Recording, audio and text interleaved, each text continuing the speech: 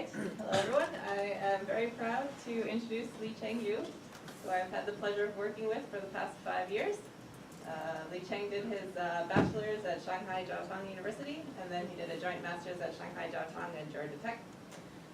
Since joining UNC, he's been working on a wide range of projects, mostly in the vision and language space, and I think he's going to tell us about some of those projects today. Although probably can't fit all of them into one talk since there were so many. Thank you, Tamara, for the nice introduction. Yeah, hello everyone. My name is Licheng. I'm now a 50-year PhD student in UNC Chapel Hill. My advisor is Tamara Berg. Please, I want to share my screen with you.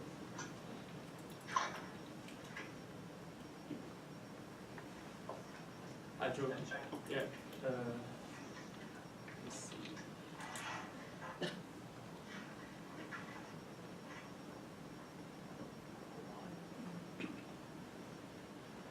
Can you see my shared slides?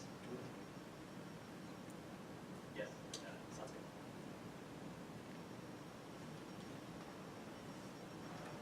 good.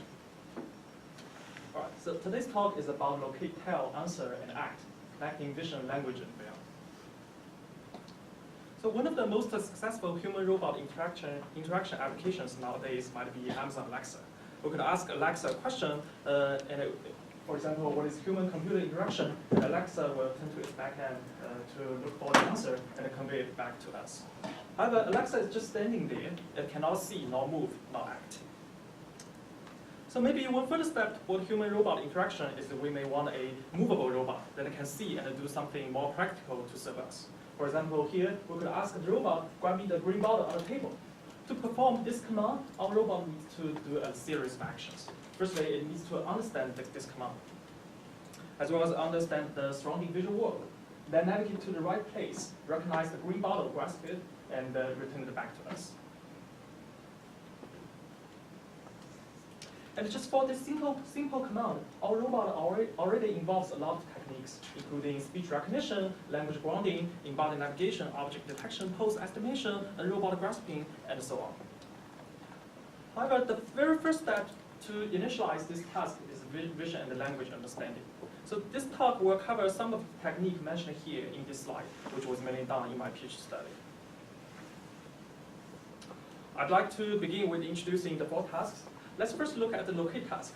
So sometimes when our friends want us to notice some of the objects in the scene, he or she may want to say, there's a man in red, there's a girl in blue in the picture, or there's an orange juice in the second left cup. So these descriptions are uniquely referring to one of the objects in the scene that I could easily tell without ambiguity. So this is a task for locate. Or reversely, we could be the one talking to the others, and that the others to notice something interesting. For example, I could say, there's a leftmost cup on the table, what's inside? These are kind of natural phrases that we use every day in our day dialogue. So this is a task for tell. And sometimes we may want to ask something about some specific region in the image. For example, here, given this red target bounding box, we could ask, what's the man doing? And the answer is the man is cutting food. And given the blue bounding box, what's the girl doing? The girl is sitting on the chair. So this system is potentially very helpful to those visually impaired person to understand his or her surrounding world. And maybe we could move even one more step toward the human-robot interaction. It's going to be embodied AI. So in one example shown here is language-driven navigation. Let it talk to the robot, get back to the living room, and hopefully this robot will listen to this command and do corresponding action, which is really cool. So what I believe is all these four tasks combined together will make our human-computer or human-robot interaction in a very, very natural way. Now let's look at each task in more details. Firstly, let's look at locate. So one of my representative work in my PhD study is referring expressions. So what is referring expression?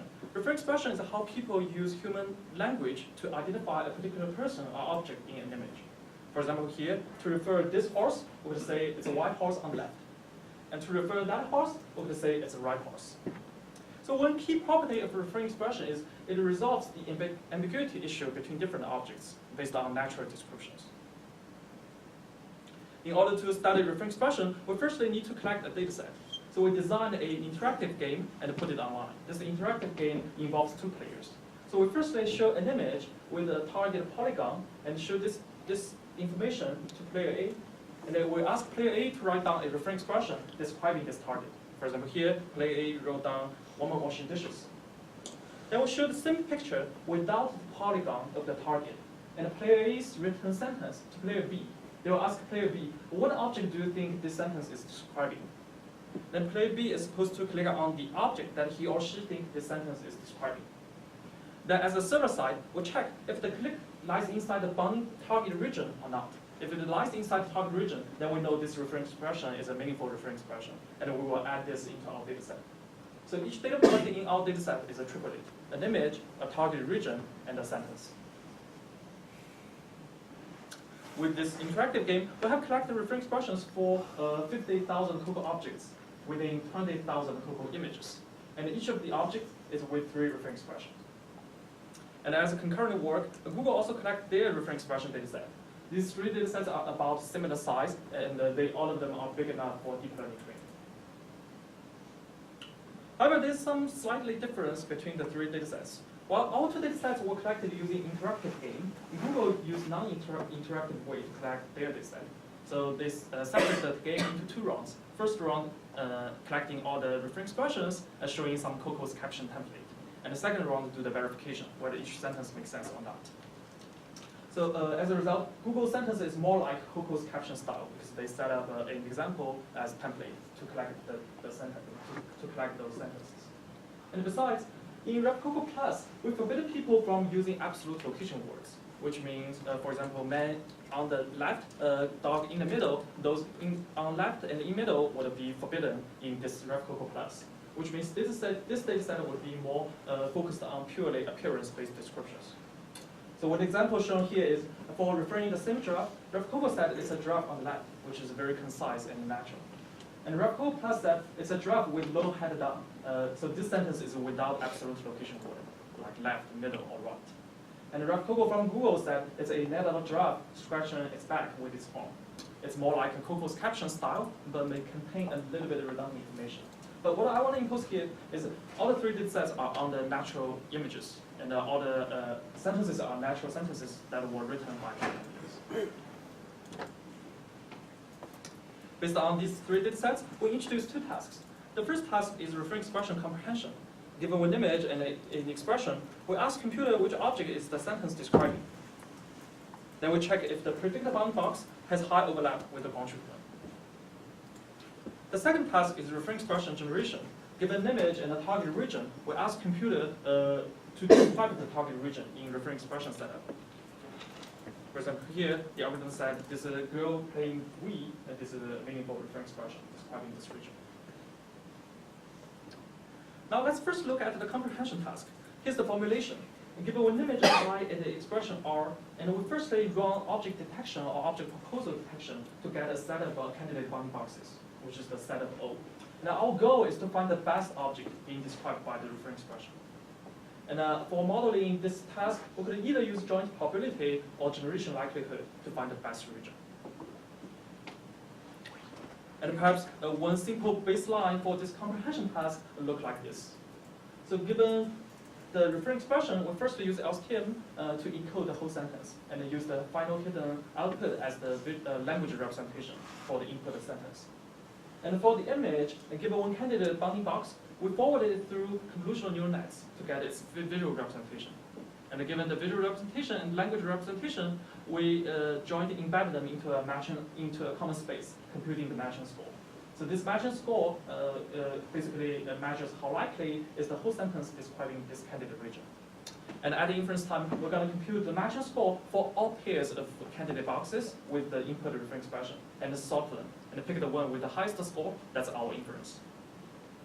So actually, this model has been applied in many previous work. However, all of these work only consider only use a single LSTM to encode the whole sentence, which might ignore the various types or content in reference expression. And actually, different visual information might lead to different structured reference expression. So now let's play a game. So for this picture, to refer the ball that's bounded by the green rectangle box, we might want to say it's a red ball. And for this picture, for this ball, we might want to say it's a ball on the left. And for this picture, for this ball, we might want to say it's a ball next to the blue one. So all the three reference expressions are meaningful reference expressions, but actually they have different structures. For example, here, the red ball is simply a subject phrase. Ball on the left is a subject plus location phrase.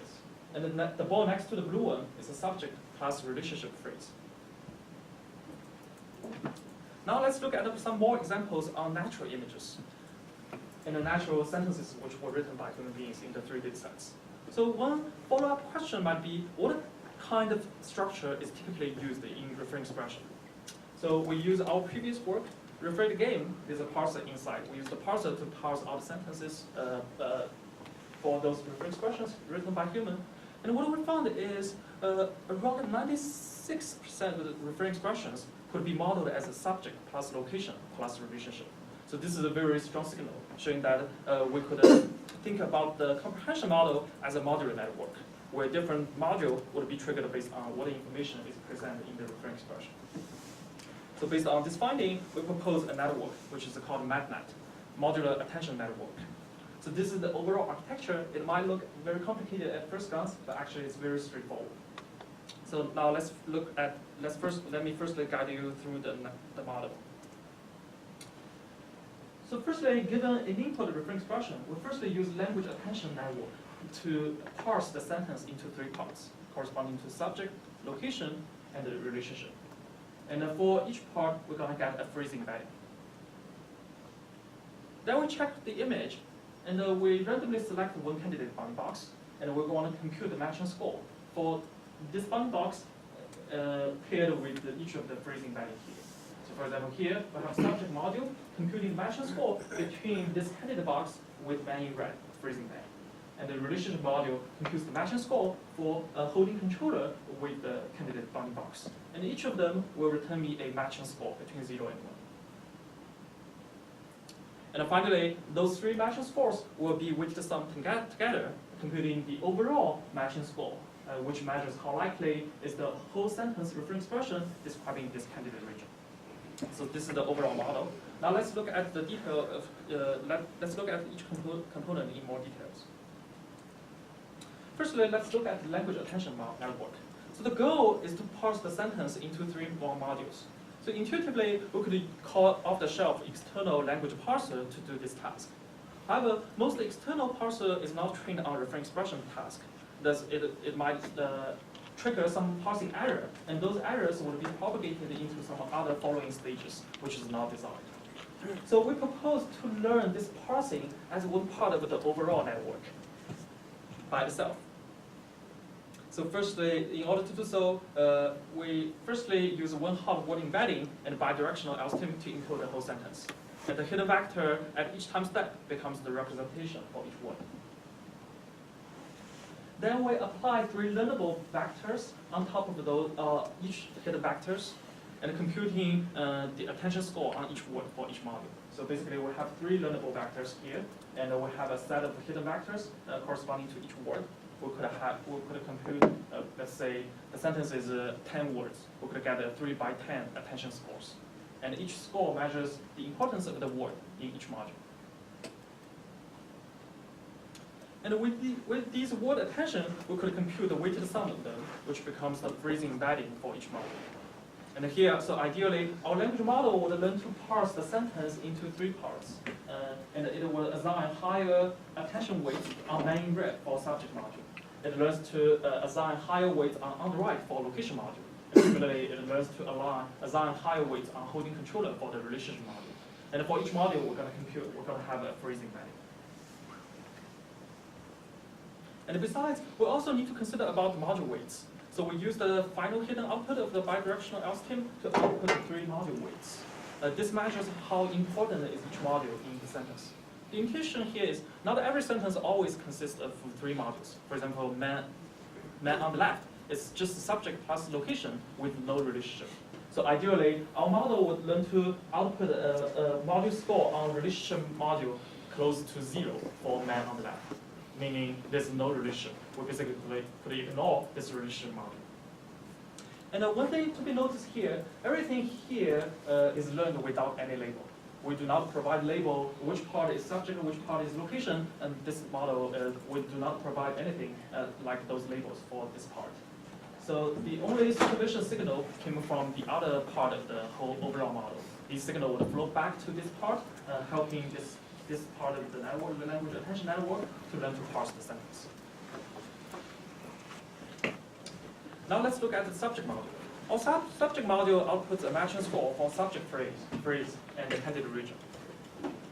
So if you still remember, our language attention network would output a phrase embedding for subject, as well as a subject module weight, telling us how important is the subject module. Here we're going to compute a matching score between one candidate region and this phrase embedding. Hopefully this phrase embedding stands for main red. So we firstly use mask RCN as our backbone net, and we forward the whole image through mask RCN and run ROI pulling for this candidate region. Here, the res-C3 and the res-C4 are the ROI pulled feature in the third block and the fourth block of our ResNet. However, the CNN features alone are not enough to capture the subject. In reference expression, attributes always play a very important role. For example, man in red and girl in blue. These attribute words are very effective to distinguish one object from the others. So we add an attribute prediction branch to support this fact. So specifically, we have a pool of attribute words, and we're gonna add this on top of each region, try to learn the attributes of the candidate region. So overall, we have 50 attributes in the pool, and each attribute is learned by a binary cross entropy. So this is a multi-label prediction task for this attribute prediction. Then we combine this attribute feature block and the ResNet feature together as the final visual representation for the subject region. And note, we maintain the spatial information of this region. So the output is 7 by 7 by 512.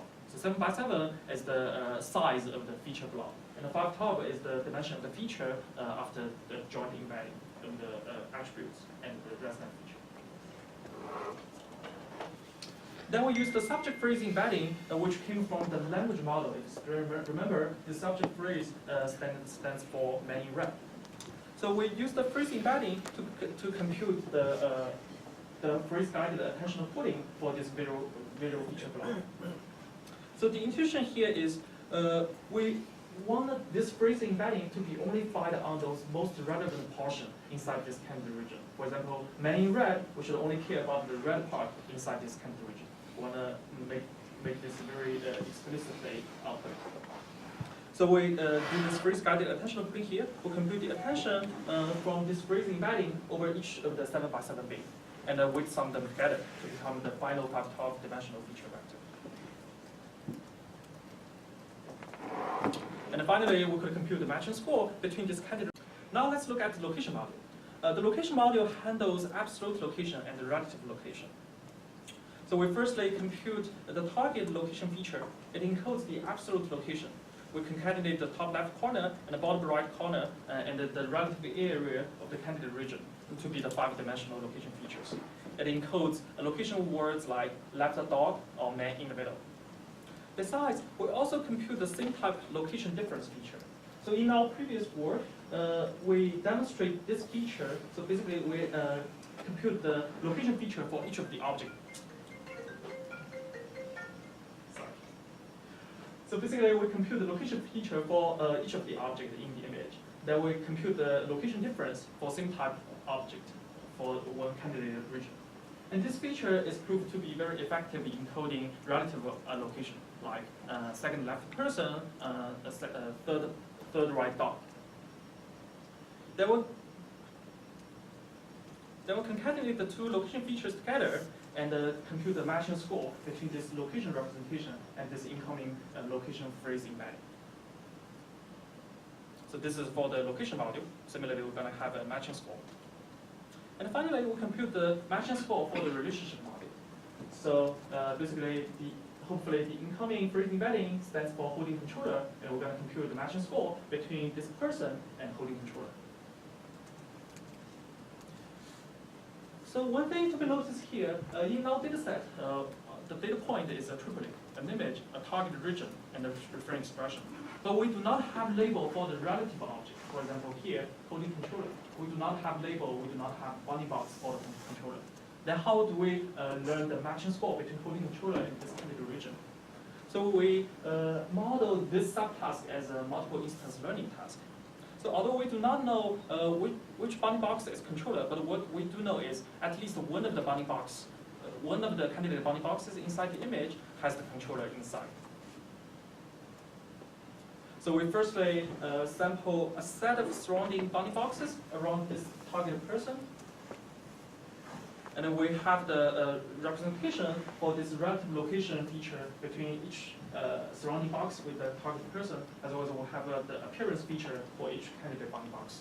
Then we'll concatenate the two features together as the representation for the surrounding box. And for each of the surrounding box, we'll compute a matching score between those red surrounding box with the incoming holding controller phrase embedded. And as we model this as a weakly supervised multiple instance learning, we know at least one of them is holding controller, so we pick the one with the highest score as the relative object. And its matching score becomes the overall matching score for this relationship model. So ideally, in the end, our model would learn to output a higher attention matching score for this controller. So this is a relationship model. Finally, we combine the three matching scores together by weighted sum. So these weights came from the language attention model, measuring if we need this module or not. And during training, we sampled 2 negative pairs for 1 positive pair, and compute the contrastive ranking loss. So here, the positive pair is the ground truth pair, which is the target region and the ground truth reference expression. And the 2 negative pairs is at the same region, we use some random reference expressions. And the same reference expressions, we use it to describe some distractors.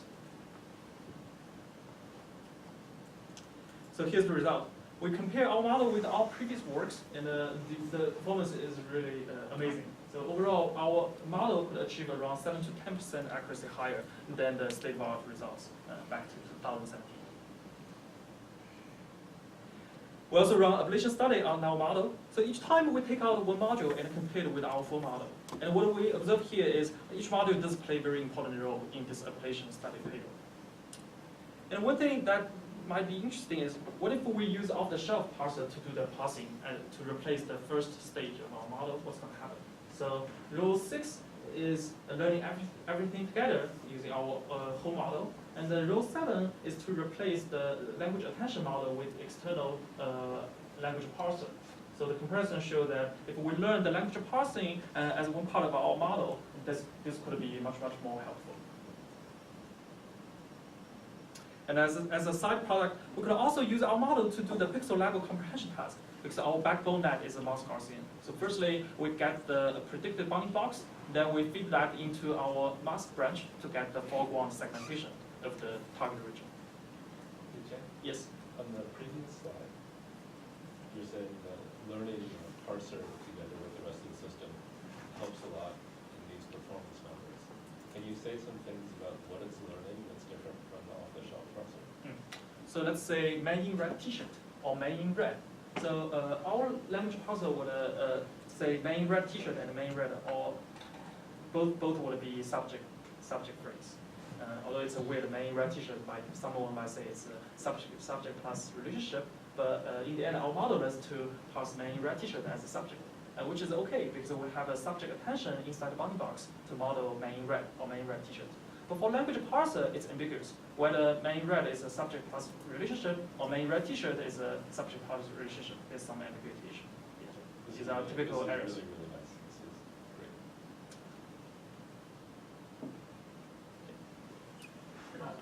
Yes. Actually, yeah, I think the next slide. Okay. Yeah. So this segmentation result is even more amazing. So basically, we double the precision score of the state-of-the-art result back to 2017. So now, to better understand what our model is doing, we show some visualization here. So the first column is the input image. The second column is the input reference expression, as well as our parsed results. So this table here shows our attention weight on each word for each module. And the third column shows the subject attention score inside the predicted bounding box. And the fourth column shows the top 5 attributes. And the second last column shows our predicted bounding box localizing the target region. So here, the blue box is our predicted one, and the almostly overlapped green box is the ground truth, and the yellow box is the relative object. And the final column shows our predicted segmentation mask for this target region. So if we check this visualization, let's say the third row, pink donut on top. So our language model learns to parse pink donut as subject, and on top as location. And what's more, there's no relationship for this phrase, right? So our model learns to output the module weight on the relationship to be 0.02. Basically, we could ignore the relation module for this sentence. And similarly, bottom left bow, the final row, our model learns to parse bottom left as the location phrase, and the bow as the subject phrase. And similarly, there's no relationship here. So, and actually, all of them are localizing the target region correctly in these 4 examples. Yes?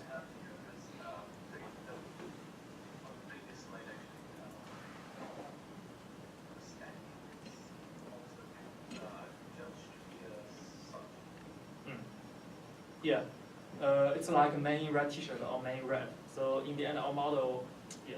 Can you repeat the question? The question is, for the second example, our model learns to parse man standing up as a subject phrase. Because we only have 3 modules here, I would assume it has to, you cannot say standing up as a relationship. It's more likely to be parsed as a subject phrase. So there's some error. Honestly, because we don't have any label for those sentences. So everything is learned by itself. Sometimes it may not accord to our intuition. But most of the time it corresponds to our intuition. So it's not an error in this context, but it just doesn't correspond with how we usually think about parsing. Yeah. And here we show more examples that contains relationship. Yes. You had relationship features that were fairly intuitive. There were difference in x, y coordinates and things like that. So the weights corresponding to them should be visualizable as how far the model expects x to be. And have you looked at that? And you might want to repeat the question. Would you mind to repeat the question again? So here I'm showing more examples on the relationship module. I don't know whether this. Yeah, my question was the relationship module was using fairly intuitive features, right? Using difference in x, y coordinates. Yes. And so the weights corresponding to the weights that multiply those differences would tell you what the model means, how far something is able to be in order to be considered next versus on top of and things like that. Yes, you're right. What of those weights are they? I didn't look at those weights. Those weights only tells whether the location feature is important or whether the appearance feature is important in the relationship model. I didn't check those weights, but what I check is the overall weight on the whole relationship model. But you're right. Yeah, I could check it offline later. So here we show more examples that contains relationship. For example, here the second row here, a man with a silver ring is holding phone. So our model learns to parse the sentences, a man with silver ring as a subject, and holding phone as the relationship. And there's basically no location phrase here. And in the end, our model learns to append his cell phone as a relative region, and the hands of the man as the subject phrase, as the subject region.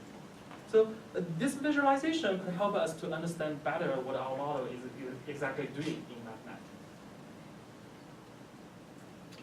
And in the end of the project, we also made an online interactive demo that you could select a photo, upload a photo, then type down a reference expression. Now our demo would return you the segmentation of the localized target region. For example, here I write down blue umbrella, and it shows the segmentation of the blue umbrella. White cat, and black and the white cat. And the demo is still online right now. You could play with it. And as a very initial step toward the final goal, which is the human-robot interaction, we also made a very toy model in the robotics lab. So the system consists of semantic row labeling, 2D to 3D mapping, speech recognition, referring expression, and robot manipulation. So the setup is like there's a table in the middle, and the Baxter robot sits on one side of the table. And there's some objects, random objects on the table, and we're human beings sitting on the other side of the table.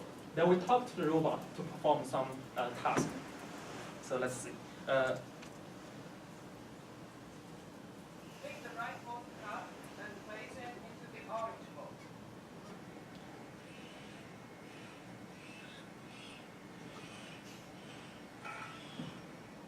Grab the white cup and place it into the green bowl.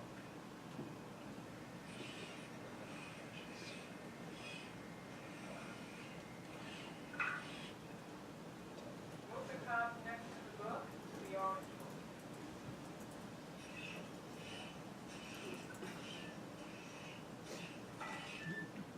Give the gentleman the red cup.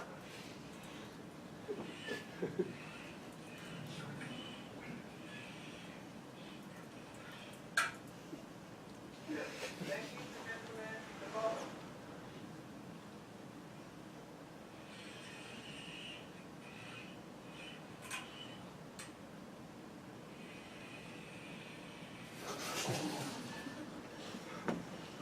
So this is a very initial step toward the final human-robot interaction. Now we have introduced locate. Now let's move to the tell task. So if you still remember, there's a second task in referring expression, which is a speaker role.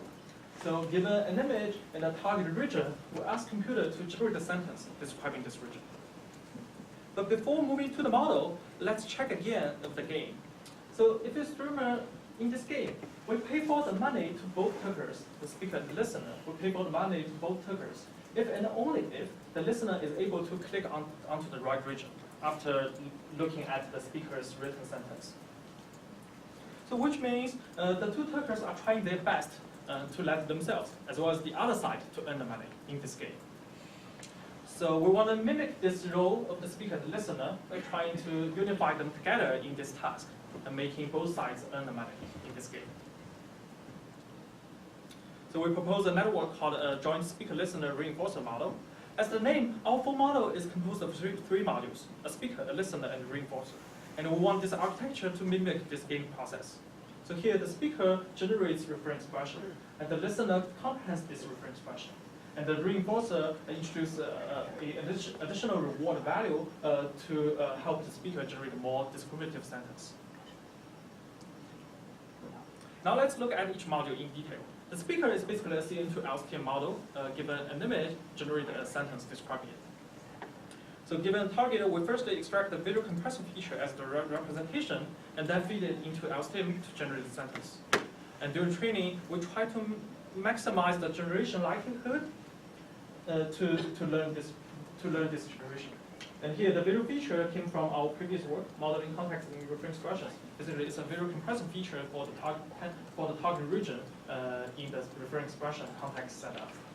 But what we want to impose here is the overall architecture.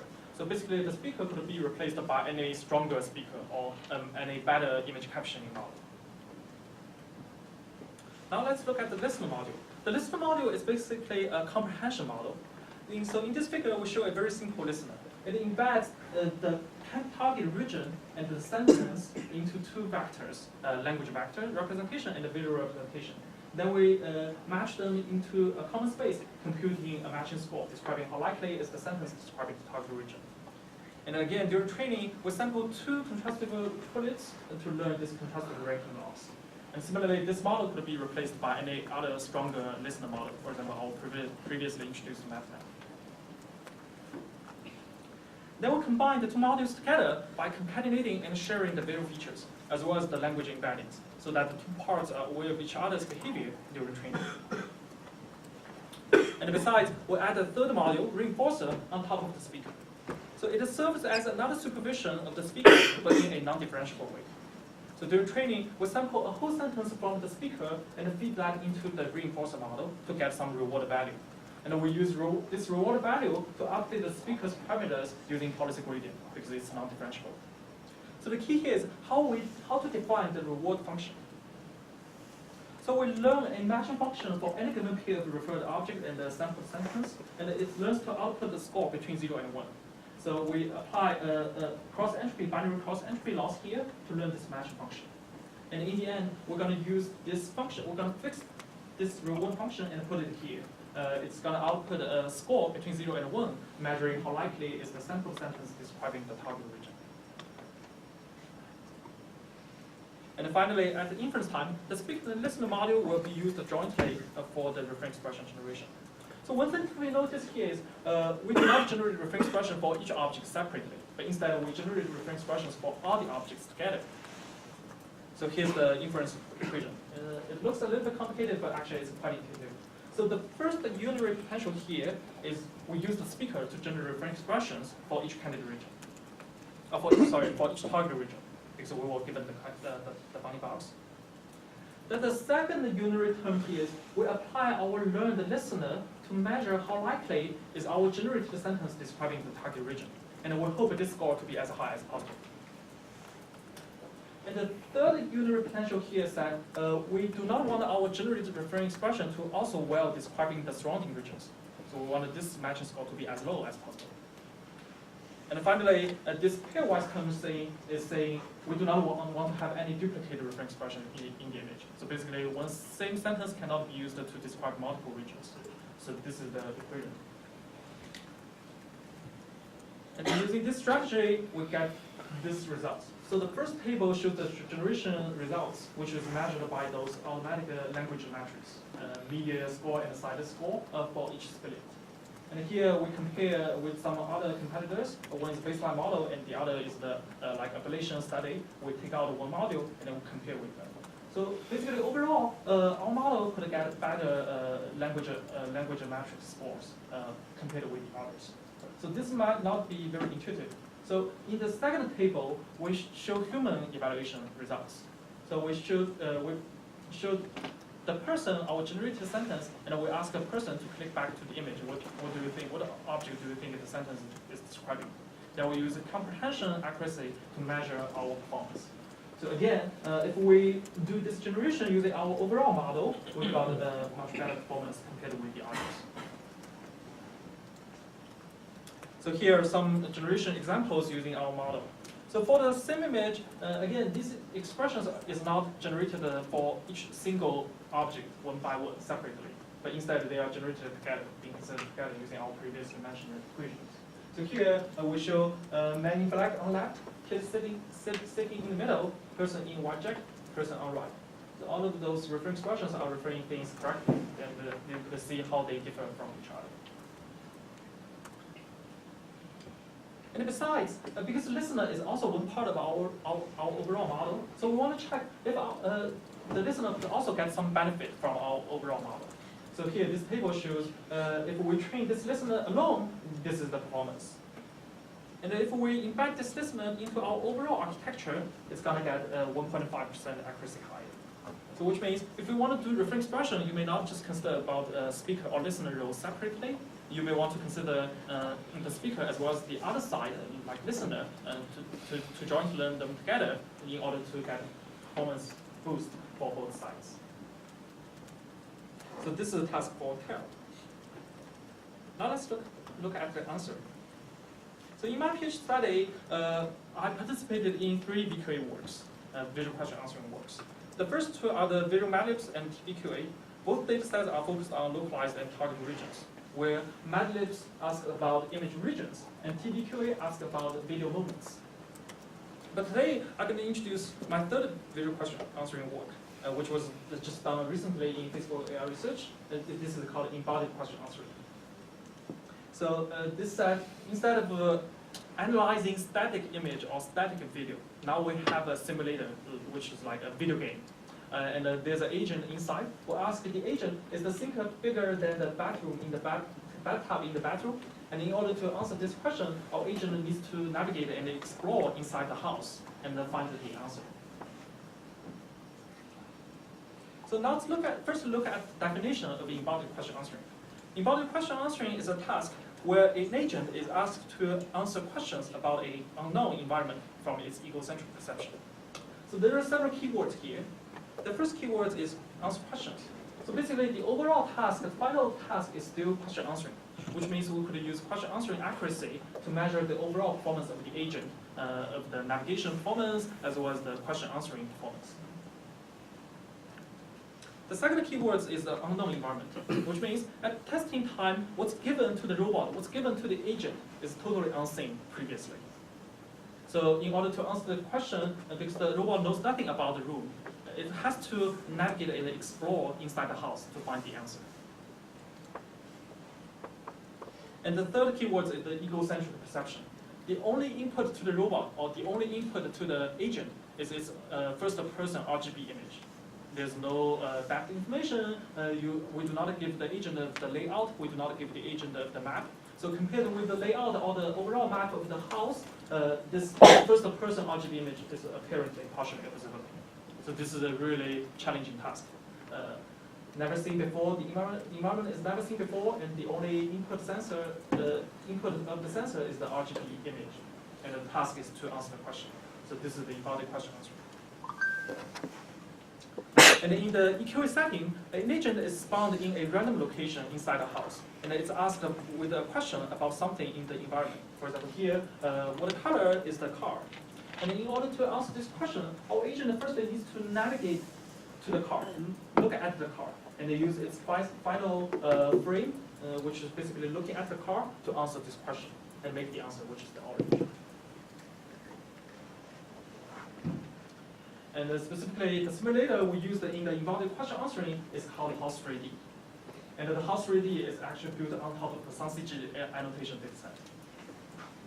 The action space here for the agent or for the robot is only 4 actions: moving forward, turning left, turning right, and stop.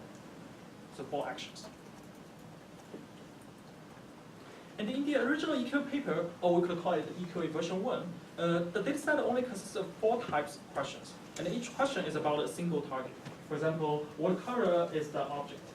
And to answer this question, our agent basically just needs to navigate to the target object and look at its final frame, looking at the target, then do this prediction of the question. So, however, this single target constraint might put some limitation on the possible set of tasks that our AI agent is able to do. So in my work, we extend the embodied question answering to multi-target embodied question answering. So one example shown here is one question in multi-target embodied question answering is, does the dressing table in the bedroom have the same color as the sink in the bedroom? Now our question is composed of several targets, which means in order to answer this question, our agent or robot needs to navigate through different places and attend different regions, gathering those most useful information to answer this question.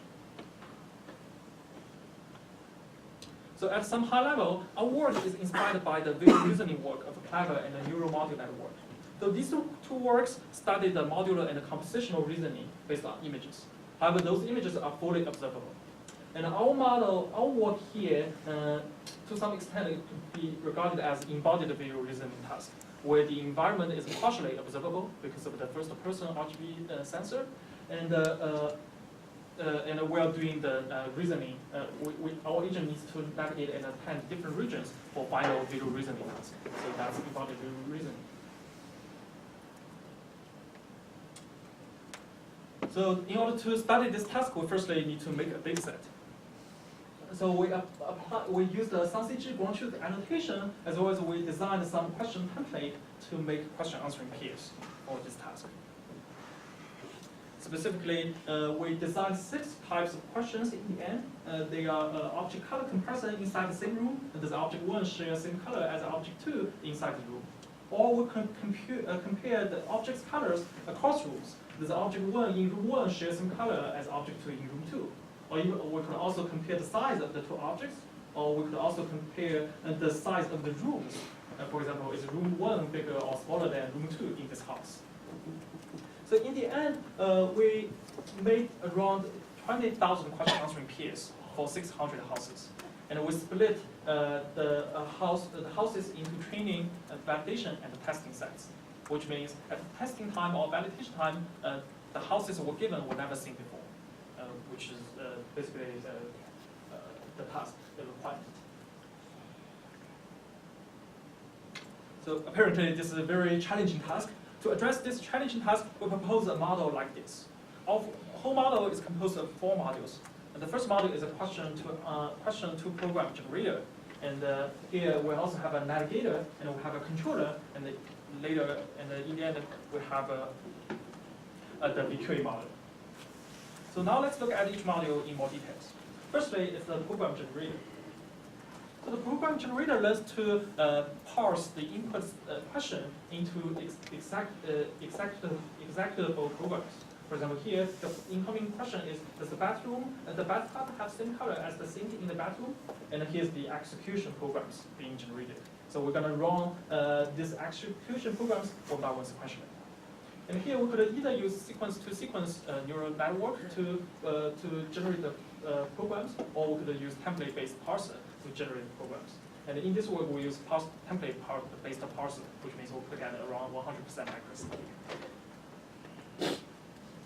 Then comes to the navigator. Our navigator executes navigation programs. It uses the so the execution program is navigate to some object or navigate to some room, and the argument is the type of the object or the room. So our navigator is composed of 2 parts. One is the first layer is the CN, second part is the LSTM. So the CN is pre-trained under a multitask framework, consisting of RGB reconstruction, semantic segmentation, and depth estimation. Once it's learned, we fix the parameters and only use the CN to extract the visual features. The second part of our navigator is LSTM. Besides the encoded CN feature, there are 2 additional inputs. One is the word embedding of the target phrase, in this case it's a bathtub. The second input is the last previous action. And we're going to feed the 3 features together into LSTM, accompanied with its own hidden output. It learns to output next action based on current state and current code, which is the bathtub. Then comes to the controller, which is the core part of our model. It connects program generator, navigator, and a VQA module, and do this coordination. So in this example, the incoming programs is firstly navigate to some object, which is a bathtub, then query its color. So for these 2 programs, firstly, our controller C is a navigation program. So it calls the navigator to find the target, which is the bathtub. And along the navigation, our controller also keeps track of its first-person view. Similarly, they use the CN to extract visual features, feed it into the controller's LSTM, and then learn to output a select or stop whenever the target was found in this first-person view. And once it's found, it's going to return the control from the navigator back to the controller, and the controller will check whether there's some follow-up programs. In this case, it's a per color. So it knows I need to find the color of the target region in this frame. So it extracts the visual feature from its hidden output and feeds that VQA feature into the final VQA module to do this prediction. So this is the controller. And finally, this is our VQA module. While traditional VQA module takes a single feature as input and then predict the answer, our VQA model embeds multiple features into the QA space. And those features will be further conditional on those comparison or attribute type based on the question semantics. And finally, we're going to compute the comparison results based on the features as well as the question semantics. And during training, we separate our training into 2 stages. The first stage is the imitation learning, where we'll provide all the labels for the navigation, selection, and ground truth answers. And once it's warmed up, we replace the imitation learning label for this navigator with our reinforcement learning fine-tuning. So specifically, the reward here depends on whether our agent is moving closer to each target, room, or object. Here's the results on the EQA performance. So we run ablation study of our model. Each row shows the accuracy of our model after taking out one module. And the final row shows the overall model with all the modules as well as after the reinforcement learning fine-tuning. So there are a lot of metrics here, but the most important metrics here are the 3 columns. The first column is the D delta. It measures whether our agent or the robot is moving toward the target object or not. So the higher the better. The second column is the room navigation accuracy, which measures the percentage of our agent entering inside the desired room. And the final column is the question answering accuracy. And if you check the question answering accuracy, what we got finally is 61.45, which is really not high, because by chance it's 50%. So we want to check what's wrong with it. So we decompose the overall accuracy into question types. And what we found is we actually did decently well on those in-room comparison questions. For example, here, object color comparison inside the same room, we could get around 72.7% accuracy. And then to compare the size of the two objects inside the same room, we could get 77% accuracy. But once the same question is across different rooms, our accuracy would drop down a lot. So here, for comparing the colors of two objects inside two rooms, it drops from 72 to 58. And similarly here, it drops from 77 to 64. So which means the room navigation is really a challenging task. So in the end, what we observe from the agent is, for the object navigation, if the agent is already inside the room, for object navigation, it learns to look around for the targeted object. Once the object lies inside my first-person view, it starts moving forward. So that's the typical pattern of our agent for object navigation. But for room navigation, similarly, it looks around, but what it's looking for is actually a door. Once it found the door, it moves forward, enter inside the room, and check the room type.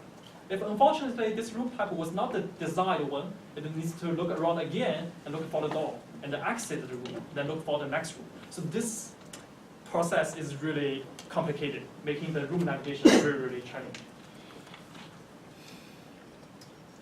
So now let's look at one example.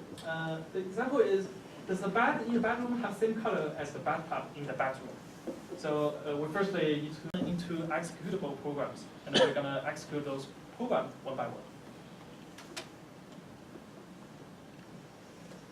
So the programs is sequentially executed. Firstly, it needs to navigate to a bedroom. Now it's in the bathtub, in the bathroom. It's looking around, looking for the door, then enter inside. Okay, the bedroom was found. Then it executes the next program, which is navigate, find the bed, and check its color. Then it's find. Now it's navigating to the next room, which is the bathroom. So again, it's looking around. Found the door, move forward, enter inside, check the room type. And finally, navigate to the bathtub and acquire its color. And again, it's spinning around. Okay, bathtub is found. And then finally, compare the two stored features, which is, and make the answer yes. So the bed is of the same color as the bathtub. So with the question, also a very challenging question.